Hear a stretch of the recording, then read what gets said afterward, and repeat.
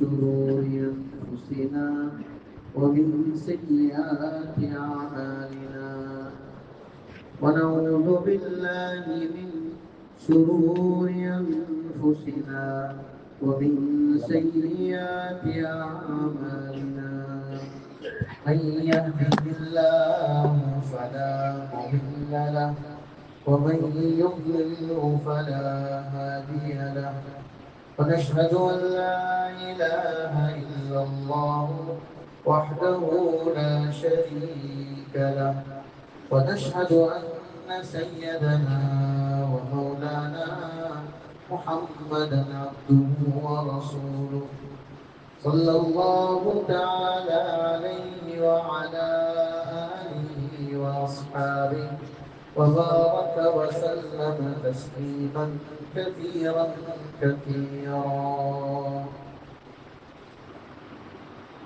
سورۃ الزمر کی تفسیر پیش کی جا رہی ہے.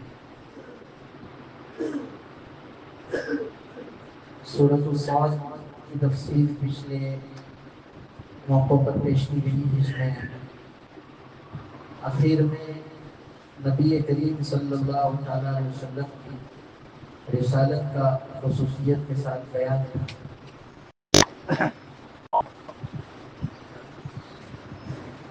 رمضان کا مہینہ بیچ میں گزر چکا ہے، تو کچھ موٹی موٹی باتیں جو ہمارے ذہنوں میں ہونی چاہیے وہ ذہن سے نکل چکی ہیں.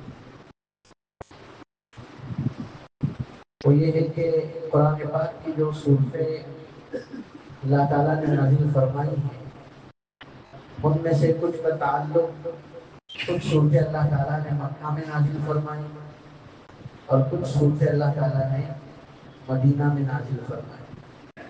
ضروری نہیں کہ مکہ ہی کے اندر ہی اتری ہو سب کے سب، یا مدینہ میں ہی اتری ہو. حضور علیہ السلام کی جو نبوی زندگی ہے وہ 23 سال ہے. حضور علیہ السلام کی جو نبوی زندگی ہے وہ 23 سالہ ہے. جس زندگی کا تعلق 23 سالوں میں سے جس رشتے کا تعلق مکہ سے، اس پیریڈ میں جتنی صورتیں اتری ہیں، چاہے وہ کہیں بھی اتری ہوں، ان تمام صورتوں کو مکی صورت ہے. جیسے رسول اللہ صلی اللہ علیہ وسلم کو نبی بنایا گیا 40 سال کی عمر میں، تو 40 سال سے لے کر 53 سال کی عمر تک آپ مکہ ہی کے اندر مقیم تھے. ابھی آپ مدینہ ہجرت فرمائے نہیں تھے، 13 سال تک آپ یہیں پر تھے. ان 13 سالوں کے پیریڈ میں جو بھی قرآن کی آیتیں، قرآن کی صورتیں اتری ہیں، وہ سب کے سب کیا کہلاتی ہیں؟ مکی کہلاتی ہیں. چاہے وہ مکہ میں اتری ہو یا مکہ کے باہر کسی اور جگہ پر اتری ہو. اس 13 سال کے پیریڈ میں اترنے والی تمام صورتیں کیا کہلائیں گی؟ مکی. اسی لیے ہم قرآن کریم کی بہت سی صورتوں کے شروع میں لکھا ہوا دیکھتے ہیں فلاں صورت مکی یا فلاں صورت مدنی. یہ مکی ہونے کا مطلب کیا ہے؟ نبوی سالوں میں. حضور صلی اللہ علیہ وسلم کی نبوت کا زمانہ کتنا ہے؟ 23 سال. 23 سال میں سے پہلے 13 سالوں میں جو صورتیں اتری ہیں ان صورتوں کو کیا کہتے ہیں؟ اور بعد کے جو 10 سال بچے، 13 کے بعد سے لے کر 23 سال تک، ان 10 سالوں میں آپ علیہ السلام ہجرت فرما کر مکے سے مدینہ منورہ تشریف لے گئے. اب مدینہ منورہ کا جو 10 سال کا پیریڈ ہے، اس پورے پیریڈ میں جتنی صورتیں اتری ہیں وہ تمام کی تمام صورتیں کیا کہلاتی ہیں؟ مدنی کہلاتی ہیں. چاہے پھر وہ کہیں پر بھی اتری ہو، چاہے پھر وہ کہیں پر بھی اتری ہو، اس کے لیے جگہ کی کوئی فکسنگ نہیں ہے. چنانچہ آپ علیہ السلام سن ہجری 8 میں مکہ فتح کرنے کے لیے مکہ میں آئے تھے. اس سے پہلے سن ہجری 6 میں حدیبیہ کے موقع پر عمرہ کے قصد سے مکہ میں آئے تھے. حدیبیہ میں آپ پڑاؤ کیے تھے. اس موقع پر جو آیتیں اتری، ادھر جگہ کے حساب سے کون سی جگہ ہے؟ مکہ ہے. لیکن ان صورتوں کو مکی نہیں کہیں گے. سورۃ الفتح مکہ سے مدینہ واپس لوٹتے ہوئے سن ہجری 6 کے موقع پر جو حدیبیہ کا واقعہ پیش آیا، مکے والوں نے حضور کو مدینے میں داخل ہونے نہیں دیا، آپ ادھر آ نہیں سکتے، ابھی چلے جاؤ، آئندہ سال آنا۔ تو آپ علیہ السلام واپس تشریف لے گئے۔ دوران سفر 26ویں پارے میں سورۃ الفتح موجود ہے۔ یہ سورۃ الفتح نازل ہوئی، یہ سورۃ الفتح مدنی سورت ہے، حالانکہ مدینہ میں نہیں اتری، اتری کہاں ہے؟ بیچ راستے میں، لیکن اس سورت کو کیا کہیں گے؟ کیونکہ یہ بعد کے 10 سالہ دورے نبوت کا ہجری، جو ہجرت کرنے کے بعد جو 10 سال ہیں ان موقعوں پر یہ نازل ہوئی، اس لیے اس کو کیا کہا جائے گا؟ مدنی سورت۔ اسی طرح فتح مکہ کے موقع پر خود آپ علیہ السلام مکہ میں ہیں، کئی آیتیں کئی سورتیں مدینہ میں اتری، ان تمام سورتوں کو بھی کیا کہتے ہیں؟ فتح۔ حالانکہ یہ جگہ کے حساب سے اتر رہی ہے کہاں؟ مکہ میں، لیکن ان کو کہا جائے گا فتح۔ تو یہ بات ہم لوگوں کو سمجھنی چاہیے، سمجھ میں آنی بھی چاہیے کہ جو صورتیں مکی دور میں نازل ہوئی ان کو مکی، اور جو مدنی دور میں نازل ہوئی ان کو مدنی کہتے ہیں۔ دوسری بات یہ ہے کہ پورے اسلام کا خلاصہ دو چیزیں ہیں۔ پورے اسلام کا خلاصہ کتنی چیزیں ہیں؟ دو چیزیں ہیں، ایک ہے عقائد اور دوسرے ہیں اعمال۔ ایک ہے عقائد اور دوسرے کیا ہے؟ اعمال۔ عقائد کا تعلق دل سے ہے، عقائد کا تعلق کس سے ہے؟ دل سے ہے۔ اور اعمال کا تعلق کس سے ہے؟ انسان کے اعضاء سے، اعضاء بدن۔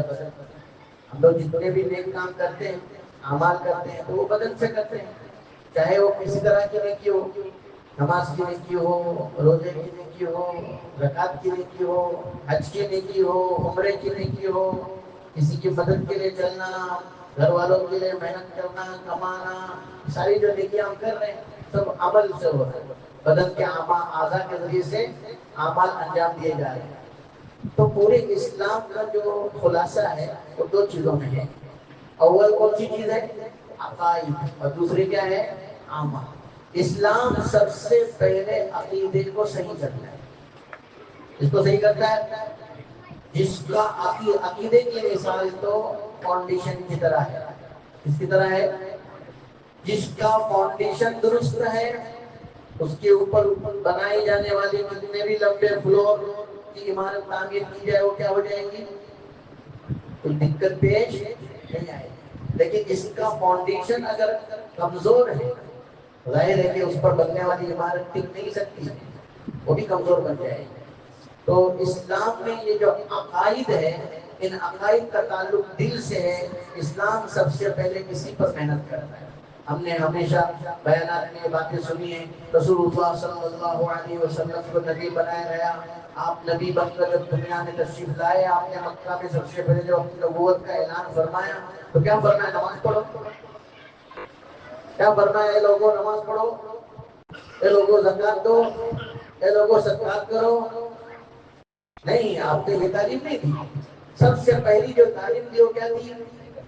کہ جن کو اللہ کو چھوڑ کر جن جن کے ہاں جاتے ہو، جن جن کے دروں پر ماتھا ٹیکتے ہو، جن کو پوچھتے ہو اور اپنا رکھوالا سمجھتے ہو، ان تمام کو چھوڑو اور ایک ذات کو اپنا رکھوالا مانو۔ ایک ذات کے سامنے اپنا ماتھا ٹیک لو، ایک ذات کے سامنے اپنی عبادت اور بندگی کو اس کے سامنے خالص کر دو۔ تو یہ ہے اسلام کا سب سے بنیادی مسئلہ۔ عقائد میں سب سے اہم ترین مسئلہ ہے توحید۔ اس کا مسئلہ ہے، بولیے، توحید۔ توحید مانا اللہ تعالیٰ کی ذات کو اس کے تمام اقوال اور صفات میں اکیلا جاننا۔ اللہ تعالیٰ کی ذات کو اس کے تمام اقوال میں، اس کی تمام باتیں اسی کے لیے خاص ہیں، اس کے تمام کام اسی کے لیے خاص ہیں، اس کی تمام صفتیں اسی کے لیے، اس کی باتوں میں، اس کے کاموں میں، اس کی صفات میں اس کے برابر شریک کوئی نہیں۔ اللہ جیسا، بولو، اللہ جیسا، اللہ جیسا کوئی نہیں، اس کی ذات میں بھی نہیں، اس کی باتوں میں بھی نہیں، اس کے کاموں میں بھی نہیں، اس کی صفتوں میں بھی نہیں۔ سورہ اخلاص ہم لوگ پڑھتے ہیں، سورہ اخلاص کی شروعات کس سے کرتے ہیں؟ قل هو اللہ قل هو اللہ احد کا ترجمہ یہ ہے کہ اللہ ہر لحاظ سے اکیلا ہے. ایسا اس کی ذات میں بھی وہ اکیلا، اس کی باتوں میں بھی وہ اکیلا، اس کے تمام کاموں میں بھی وہ اکیلا، اس کی تمام صفتوں میں بھی وہ اکیلا، وہ ہر لحاظ سے اکیلا ہے. اور وہ ایسا ہے کہ ساری کائنات اس کی محتاج ہے اور وہ کسی کا بھی محتاج نہیں. اللہ الصمد. تو یہ سورہ اخلاص ہمیں سب سے پہلے بنیادی چیز سکھاتی ہے کہ اللہ تعالیٰ کے ساتھ ہمارا معاملہ توحید کا ہونا چاہیے. آج ہمارے اندر جو کمزوری ہے وہ کمزوری یہ ہے کہ ہم پکے موحد ہیں. یعنی یہ پکے موحد موحد بننے کی ضرورت ہے. اللہ تعالیٰ کی جو توحید ہے، اس توحید کا معنی یہ ہے کہ اللہ کی ذات کو اور اللہ تعالیٰ کی صفات کو صرف اسی کے ساتھ خاص جاننا.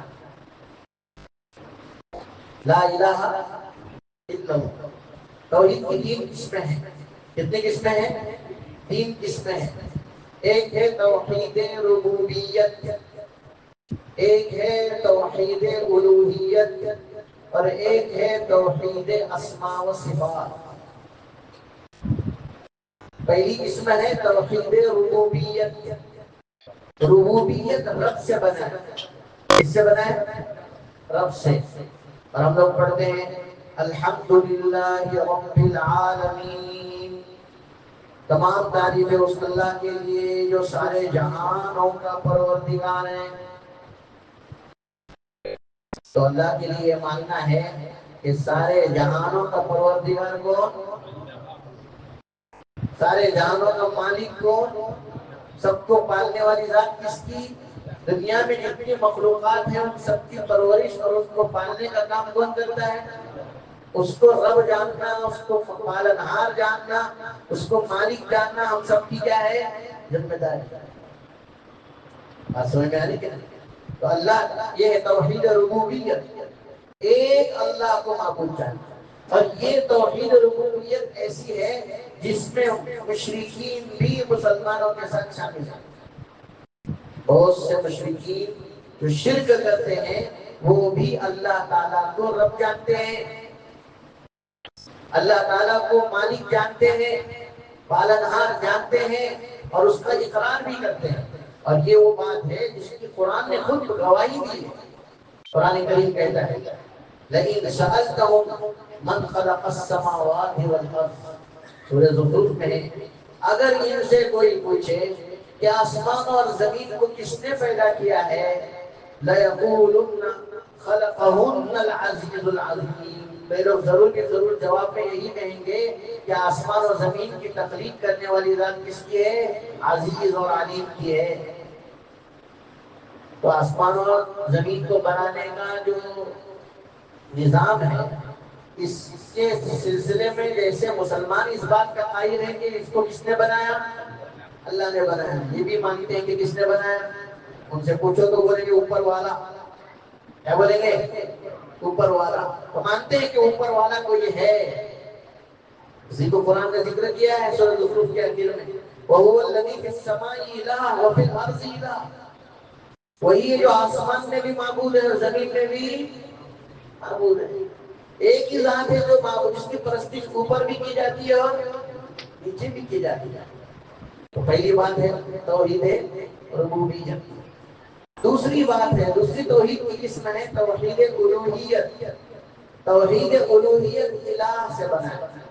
اس سے بنا ہے؟ بولیے الہ. ہم لوگ پڑھتے ہیں کلمہ لا الہ الا اللہ. کوئی معبود نہیں، کوئی عبادت کے قابل نہیں سوائے اللہ تعالیٰ کے. تو الہ کے معنی معبود، جس کی پرستش کی جاتی ہے، پوجا کی جاتی ہے، جس کے سامنے ماتھا ٹیکا جاتا ہے. تو اس کے بارے میں ہمارا عقیدہ ہم بچپن سے پڑھ رہے ہیں کہ لا الہ الا اللہ. پرستش کسی کی نہیں کی جائے گی سوائے اللہ کے. عبادت کسی کی نہیں کی جائے گی سوائے اللہ کے. ماتھا ٹیکنا نہیں جائے گا سوائے اللہ کے سامنے. بس اللہ ہی کے آگے ماتھا ٹیکا جائے گا. اس کے بارے میں مشرکین شرک کر جاتے ہیں اور مومنین مخلصین آگے نکل جاتے ہیں۔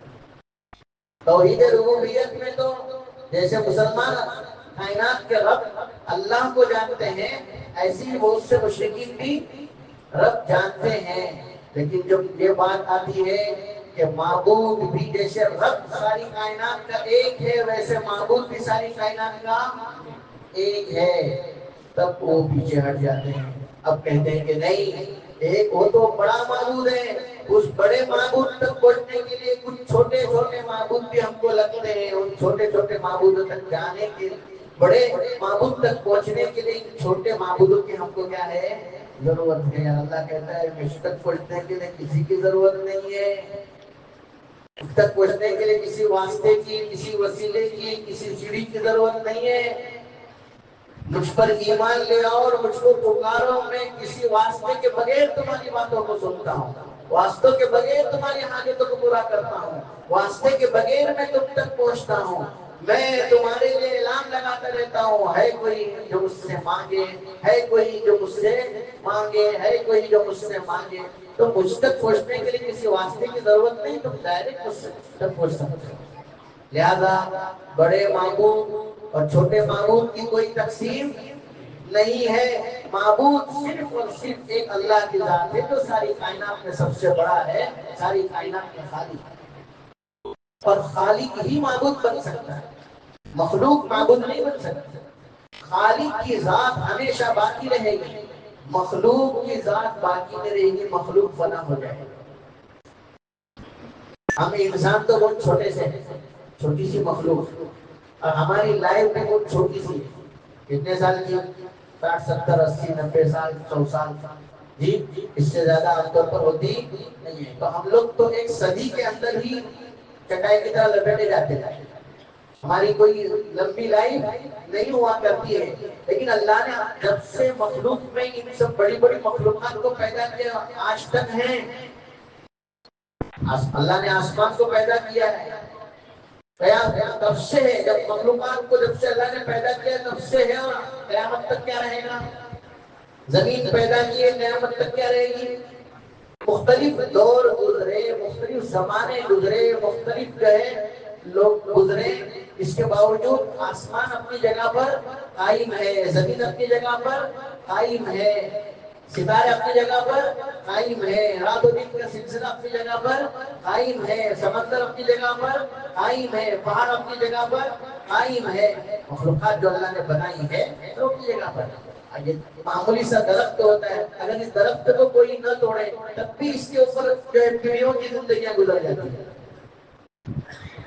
اگر کوئی اس درخت کو نہ توڑے تو ایک اسی درخت کے سائے میں ایک آدمی 70 سال گزارتا ہے، اس کے انتقال کے بعد اس کے بچے بھی 70 سال گزارتے ہیں، اس کے انتقال کے بعد اس کے بچے بھی 70 سال، حالانکہ وہ بھی کیا ہے، معمولی مخلوق۔ تو اللہ تعالیٰ نے یہ جتنی چیزیں بنائی ہیں، کیا انسان ہو، درخت ہو، پہاڑ ہو، ستارے ہو، سیارے ہو، آسمان ہو، زمین ہو، یہ سب مخلوقات اگرچہ ہم سے عمر میں ان کی عمر کیا ہے، بہت لمبی ہے، لیکن ان کا بھی زمانہ ایک وقت تک کیا ہے، متعین ہے، یہ بھی ختم ہو جائے گا، یہ بھی کیا ہو جائیں گے، ختم ہو جائیں گے۔ اسی صورت میں ذکر کیا جائے گا وَنُفِخَ فِي الصُّورِ فَصَعِقَ مَن فِي السَّمَاوَاتِ وَمَن فِي الْأَرْضِ إِلَّا مَن شَاءَ اللَّهُ، سب ختم ہو جائے گا، سب کو ختم ہونا ہے، آسمان بھی، زمین بھی، ستارے بھی، سمندر بھی، اور زمین بھی، اور زمین کی تمام مخلوقات، سب کچھ ختم ہو جائیں گے۔ جب سب ختم ہو جائیں گے تو کس کی ذات باقی رہے گی؟ کُلُّ مَنْ عَلَيْهَا فَانٍ، ہر وہ چیز جو اس دنیا میں روئے زمین پر نظر آتی ہے، دکھتی ہے، موجود ہے، سب کچھ پر فنا کاری ہو جائے گا۔ وَيَبْقَى وَجْهُ رَبِّكَ، تیرے رب کی ذات باقی رہے گی، بس ذوالجلال والاکرام۔ تو اللہ کی ذات خالق ہے، باقی رہنے والی ہے، اور مخلوق تمام کے تمام ختم ہونے والی چیزیں، چاہے اس کی عمر لمبی ہو، آسمان کی عمر لمبی ہے، زمینوں کی عمر لمبی ہے، لیکن اس کے باوجود ایک وقت آئے گا کہ سب کیا ہو جائے گا، تب بھی اللہ کی ذات باقی رہے گی۔ لہذا جو ذات باقی رہے گی اسی کی عبادت کی جائے گی، جو چیزیں ختم ہو جائیں گی اس کی عبادت کیسے کی جا سکتی ہے؟ مخلوق کی عبادت نہیں کی جا سکتی۔ اس معنی کر توحید الوہیت کا مطلب یہ ہے کہ ایک اللہ کی عبادت کرنا، ایک اللہ کی عبادت کرنا، سوائے اس کے کسی اور مخلوق کی عبادت سے اپنے آپ کو بچانا، یہ دوسرا ہے توحید الوہیت۔ اور تیسری توحید کی قسم ہے توحید اسماء و صفات، توحید اسماء و صفات۔ اللہ تعالیٰ کی وَلِلَّهِ الْأَسْمَاءُ الْحُسْنَى، اللہ کے اچھے اچھے نام ہیں۔ تو اللہ کے جو نام ہے وہ اللہ کے لیے پرسنل ہے، وہ کسی اور مخلوق کے لیے نہیں ہو سکتے ہیں۔ اللہ کو اس کے ناموں کے ساتھ بھی اس کو پرسنل سمجھنا، اور اللہ کی جو صفتیں ہیں ان تمام صفتوں میں بھی اس کو پرسنل سمجھنا کہ اسی کے لیے خاص ہے، اس میں اس کے برابر کا کوئی بھی نہیں ہے۔ اس طرح توحید کی کتنی قسمیں بن جاتی ہیں؟ تین، توحید ربوبیت، توحید الوہیت اور توحید اسماء و صفات۔ آج ضرورت ہے اس بات کی کہ میرا اور آپ کا ایمان اس سطح پر آ جائے کہ ہم ہر بات میں کس کو نفع اور نقصان کا مالک کس کو سمجھیں؟ رب ہونے کا مطلب یہ ہے کہ مجھے جو نفع پہنچنا ہے اس کی مشیت کے بغیر، اس کے ارادے کے بغیر، اس کے چاہے بغیر، مجھے جو تکلیف پہنچنی ہے اس کی ارادے اور چاہت کے بغیر نہیں پہنچ سکتی۔ ساری مخلوق ہم کو نفع پہنچانے پہ آئے اور اللہ کی طرف سے ہمارے لیے برائی کا فیصلہ ہے، کوئی ہمیں نفع نہیں پہنچا سکتا۔ اور ساری مخلوق ہم کو اگر تکلیف پہنچانے پہ آئے، اللہ کی طرف سے فیصلہ ہمارے لیے فائدہ اور نفع کا ہے، تو کوئی بھی ہمیں مضرت کا نقصان نہیں پہنچا سکتا۔ اللہ مالک ہے، جب وہ مالک ہے تو وہ ہر چیز کا مالک ہے، ہمارے کھلانے کا مالک، ہمارے پلانے کا مالک، ہماری روزی کا مالک، ہماری صحت کا مالک۔ ہم پر بیماری آ رہی تب بھی اسی کے فیصلے سے، ہم پر صحت آ رہی تب بھی اسی کے فیصلے سے، ہمیں روزی مل رہی ہے تب بھی اسی کے فیصلے سے، ہم سے روزی چھینی جا رہی ہے، کم کی جا رہی تب بھی اسی کے فیصلے سے، زندگی ملنا اسی کے فیصلے سے، مر جانا یہ بھی اسی کے فیصلے سے، یہ سب رب کے فیصلے ہیں۔ اس سطح پر ہمیں ایمان لانا ہے کہ ہم مخلوق سے کسی چیز کی نہ امید رکھیں، نہ مخلوق کو کسی چیز میں، اس تمام فیصلوں میں جو ہے مخلوق کو یہ جان کے تعلق سے یہ دل میں خیال رکھیں کہ ان کو اس میں دخل ہے، کسی کو دخل نہیں سوائے اللہ کے فیصلے۔ تو اللہ تعالیٰ کو رب بھی جاننا ہے، اور رب جاننے کے ساتھ ساتھ اس کو اپنا معبود بھی سمجھنا ہے، اسی کی عبادت کرنی ہے، اس کے سوا کسی کی بھی عبادت نہیں کرنی ہے۔ اور جیسا کہ عرض کیا کہ کچھ لوگ وہ ہیں جو اللہ کے علاوہ دوسرے لوگوں کو پوچھتے ہیں، ان کو چھوٹا خدا مانتے ہیں۔ اس صورت کے شروع ہی میں اس کا بیان آنے والا ہے کہ یہ چھوٹے چھوٹے خداؤں کو اس لیے مانتے ہیں کہ وہ سمجھتے ہیں کہ یہ ہمیں اس بڑے خدا سے قریب کر دیں گے۔ یہ تمہارا کہنا سمجھنا سب کچھ غلط ہے، حقیقت میں ایک ہی خدا ہے، اسی کی عبادت کرو۔ اگر نہیں کیا تو اللہ تعالیٰ فیصلہ تمہارے درمیان کرے گا جب فیصلے کا دن آئے گا۔ اللہ تعالیٰ اس برے فیصلے سے ہم سب کی حفاظت فرمائے۔ تو دنیا میں ہم سب کی ذمہ داری ہے کہ ہم اللہ تعالیٰ کو اس حقیقی رب بھی جانے، اللہ تعالیٰ کو حقیقی معبود بھی جانے، اور اس کے تمام صفات اور اس کے ناموں میں اس کو جو ہے اکیلا سمجھے، اس کے ساتھ کسی کو بھی شریک نہ کرے۔ یہ چند باتیں بنیادی طور پر توحید سے متعلق تھی جو سمجھنا ضروری تھی۔ انشاءاللہ آگے جتنی آیتیں آ رہی ہیں تقریباً رکوع تک، وہ آیات سب کے سب اللہ کی توحید پر دلالت کرنے والی، اللہ تعالیٰ کی وحدانیت کو بتانے والی، اللہ کی ذات کو ہمارے سامنے کھولنے والی ہیں۔ تو آیات کی ترجمے سے انشاءاللہ بات واضح ہو جائے گی۔ وآخر دعوانا الحمدللہ رب العالمین۔ بسم اللہ الرحمن الرحیم، الحمد للہ رب العالمین، والصلاة والسلام على سید الانبیاء والمرسلین سیدنا و نبینا محمد وعلى آلہ وصحبہ اجمعین۔ ظلمنا أنفسنا وإن لم تغفر لنا وترحمنا لنكونن من الخاسرين، ربنا لا تجعلنا فتنة للقوم الظالمين ونجنا برحمتك من القوم الكافرين۔ اللہ ہم سب کے گناہوں کو معاف فرما، خطا و صدر گزر فرما۔ اللہ ہم سب گنہگار ہیں، قصوروار ہیں، زندگیاں گناہوں میں گھری ہوئی ہیں، گناہوں کے سمندر میں پھنس چکے ہیں۔ اے اللہ گناہوں کے دلدل میں ہمارے پیر پھنس چکے ہیں۔ رب کریم اپنی خصوصی رحمت نازل فرما کر ہم سب کو گناہوں کے دلدل سے نکال دے۔ اے اللہ گناہوں کے سمندر میں پھنسے پیروں کو نکال دے، عافیت کے ساتھ ہم سب کو نکال کر تیری رضامندی والی زندگی گزارنا ہم سب کے لیے آسان فرما۔ اے اللہ اپنے فضل سے ہم سب کو موحدین میں شامل فرما، توحید خالص عطا فرما۔ اے اللہ کسی طرح کی توحید میں اے اللہ ملاوٹ ہونے سے ہم سب کی پوری پوری حفاظت فرما۔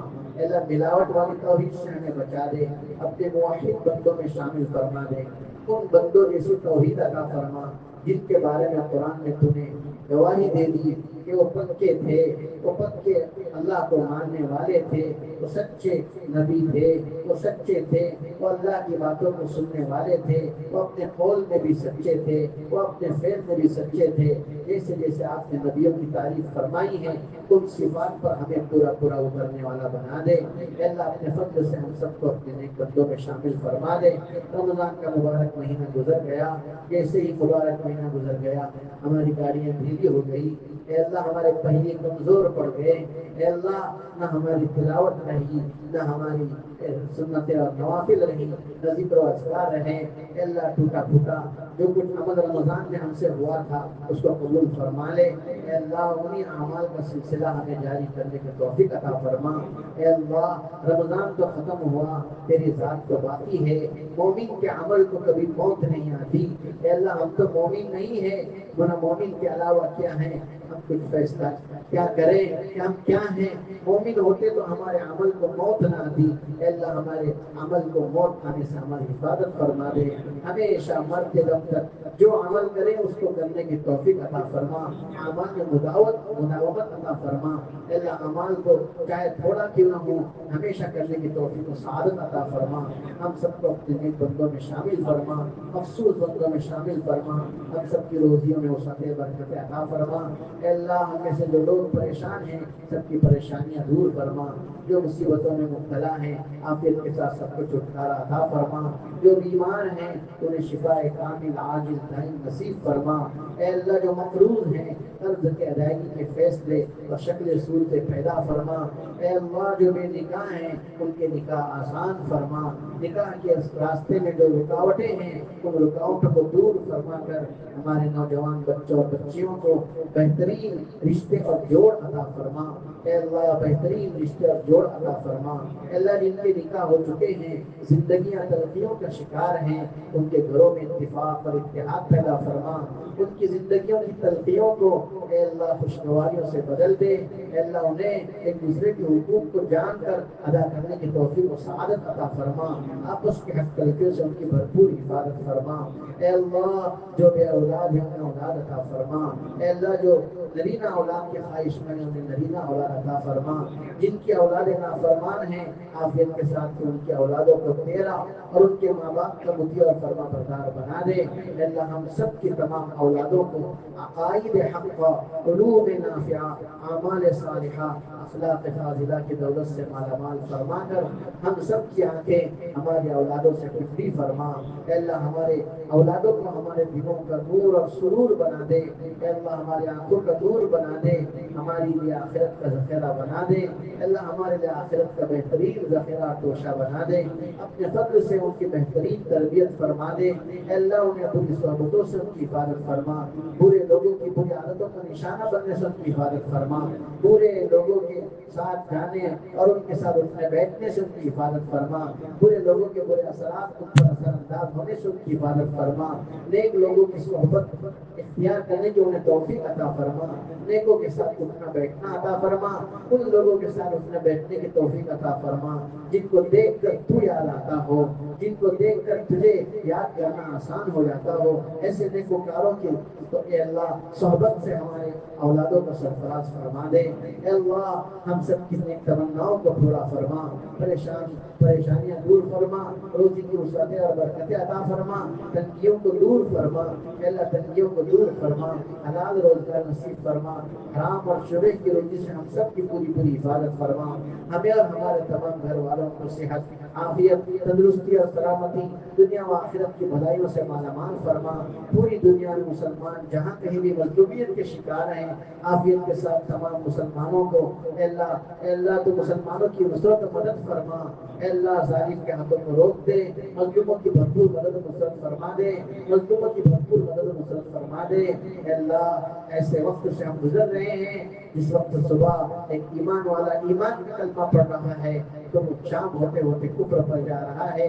ایسے پرخطر ماحول میں ہم سب کے ایمان کی حفاظت فرما، اعمال کی حفاظت فرما۔ اے اللہ بن مانگے تو نے ایمان اعمال کی جو توفیق عطا فرمائی ہے، اے اللہ اس ورثے کو، اے اللہ اس کی حفاظت کرنے کی توفیق عطا فرما، اس کے لیے محنت کرنے کی توفیق عطا فرما، اس ورثے کو بچا کر اپنی اولاد اور اپنی نسلوں میں منتقل کرنے کی توفیق و سعادت عطا فرما۔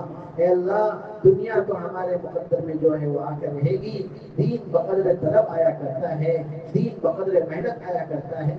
اے اللہ دین کو حاصل کرنے کے لیے طلب بھی عطا فرما، محنت بھی عطا فرما، تیری رضا جوئی والی زندگی عطا فرما، تیری ناراضگی کے کاموں سے ہم سب کی پوری پوری حفاظت فرما۔ ہماری دعائیں عبادت میں فضل و کرم حبیب پاک صلی اللہ علیہ وآلہ وسلم کی برکتوں سے قبول و منظور فرما۔ ربنا جئنا تائبین فلا تردنا خائبین، ربنا تقبل منا انك انت السميع العليم وتب علينا انك انت التواب الرحيم۔ صلی اللہ وسلم وبارک علی خیر خلقه سيدنا ومولانا محمد وعلى آله وصحبه أجمعين برحمتك يا